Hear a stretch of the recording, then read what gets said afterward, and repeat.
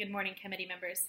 My name is Ellen Gordon, and I am a graduate student in the School of Social Work at Texas State University and a mental health worker at a local residential treatment facility for youth with neurobehavioral disorders. I am here today to ask you to repeal the recently passed House Bill 3859, which relates to the protections of the rights of conscience for child welfare service providers. I ask this on the grounds that it is unconstitutional and a recipe for discrimination against a number of different groups of people. Protecting the rights of individuals and religious agencies to engage in practices that align with their beliefs is a key tenet of the American experience, but legislation intended to serve that purpose should not come at the expense of other marginalized communities or of the children the agencies are said to be protecting. There is no record of any child welfare agency in Texas ever having been sued because of their strongly held religious beliefs. Not only does this bill limit the field of potential available foster families, but it does so on the grounds of a need for protection that has no precedence. The foster care system in Texas is currently in a state of crisis. There is a severe deficiency in the number of available foster placements for children entering care. According to the Department of Family and Protective Services, approximately 20% of children in care slept in an emergency shelter of some kind for at least one night during the month of May. There are approximately 22,000 children waiting for permanent placement in the state, and last year alone, more than 250 died from abuse or neglect while waiting for an appropriate response from the DFPS. An estimated 2 million LGBT people in the United States are interested in fostering or adopting. It seems nonsensical to think that in the face of such crisis, we would be further limiting the potential field of loving families who could help meet this need.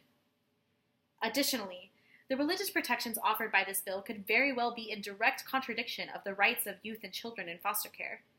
Children in care have the right to have their own individual religious needs met, to be free from the pressure to get an abortion, give their child up for adoption, or to parent their child if applicable, and to be involved in decisions about their own medical care. In the state of Texas, children over the age of 12 are allowed to make their own decisions about their reproductive rights, without the consent of a parent or guardian. Under HB 3859, religious agencies who require families and children within their licensure to practice a specific religion or who disallow children within care from being able to use certain kinds of contraception could be in direct violation of these guaranteed rights of youth in care.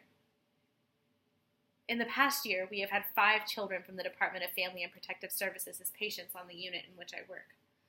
Of those children, 4 were discharged from our facility to either emergency shelters or office floors, with no permanent placement in sight. In spite of the hospital policy of giving a flexible 60-day notice to allow for additional time for placement to be secured. The youth with which we work are some of the most vulnerable and impulsive of kids in care, and their need for secure and stable placement is paramount to their success.